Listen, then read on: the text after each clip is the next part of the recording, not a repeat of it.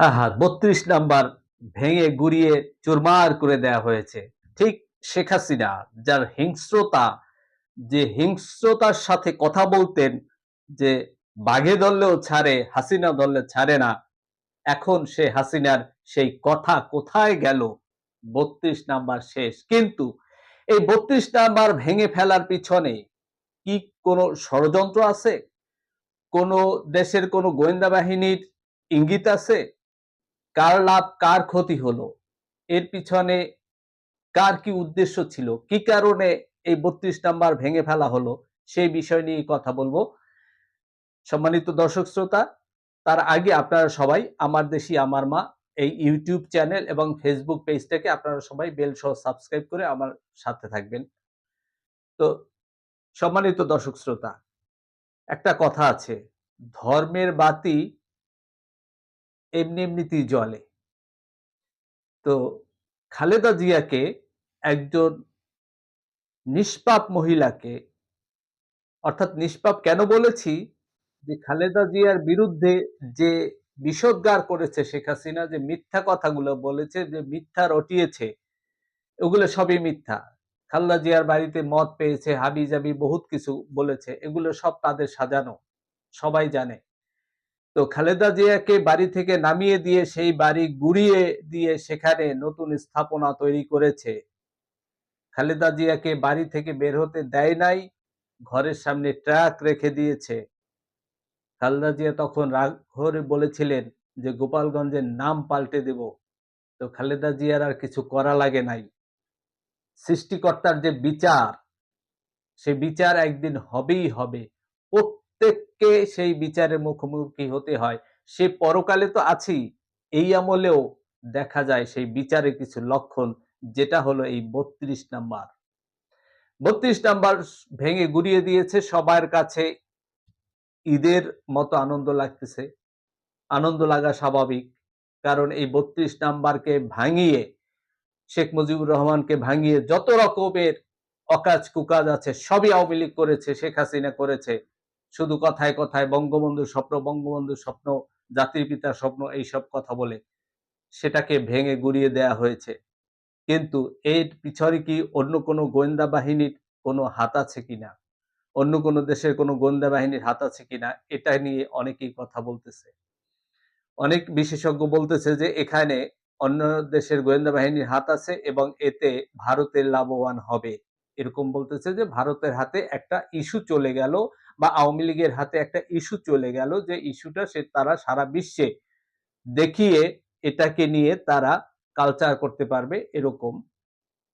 কিন্তু আমার কাছে যেটা মনে হয় যে এটা করা হয়েছে এই কারণে, যেহেতু ছাত্ররা, এই সমন্বয়করা একটা রাজনৈতিক দল গঠন করার জন্য তারা এগিয়ে যাচ্ছে এবং তাদের টার্গেট হচ্ছে যে বিএনপির যে ভোটটা আছে, অর্থাৎ এন্টি আওয়ামী যে ভোট, সেই ভোটটা একবার 80% আসে বিএনপির বাক্সে।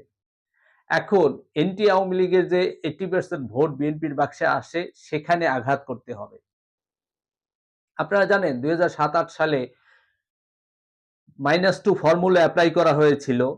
সেখানে কোনো না কোনো ভুলের কারণে বা বেগম খালেদা জিয়ার মানে একরোখা কারণে তাকে দেশের বাইরে পাঠাতে পারে নাই। তাই সেই -2 ফর্মুলাটা কাজে লাগে নাই। এবারও শোনা যাচ্ছে সেই -2 ফর্মুলা এপ্লাই হতে পারে, সেরকম কিছু। তো বিএনপির পিছনে পৃথিবীর খুব শক্তিশালী ২ টা দেশ, আওয়ামী লীগ, বাংলাদেশের প্রশাসন সব মিলে এক হয়ে তারপর চেষ্টা করেছিল বিএনপিকে ভাঙার জন্য, কিন্তু ভাঙতে পারেনি।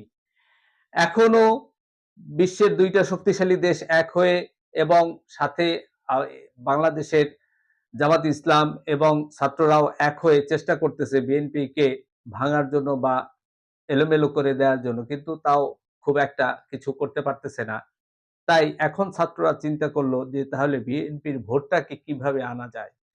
সেটাই হচ্ছে এইটা, যে ৩২ নাম্বার ভেঙে ফেলে আওয়ামী লীগের বিরুদ্ধে ডাইরেক্ট যুদ্ধ ঘোষণা করে, এন্টি আওয়ামী লীগ শো করে বিএনপির যে ভোটটা আছে সেখান থেকে ভোটটা আনা যায় কিনা, এটাই হচ্ছে তার চেষ্টা।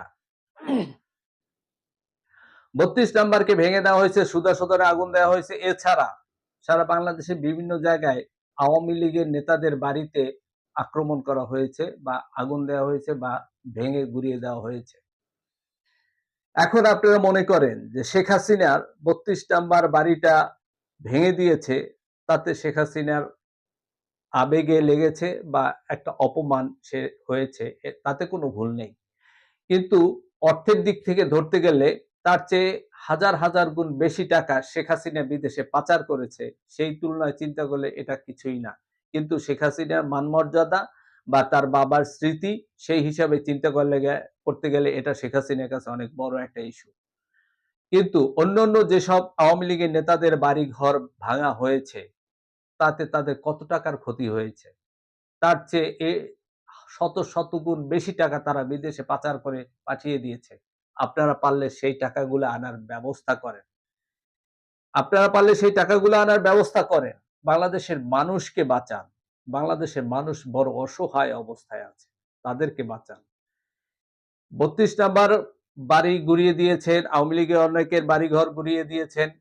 এই খেলা যদি চলতেই থাকে, পৃথিবীর সর্বশ্রেষ্ঠ মূর্খ এবং নিষ্ঠুর মহিলা শেখ হাসিনা, তিনি যা যা করেছেন, এখন যদি আবার তার মতোই আবার এইগুলোই করা হয়, আর যদি সারাটা জীবন বাংলাদেশে এরকম চলতেই থাকে একটার পর একটা প্রতিহিংসা, তাহলে রাষ্ট্র মেরামত বা রাষ্ট্রের যে জনগণ বা রাষ্ট্রের জাতি গঠনের দিক কখন আসবে?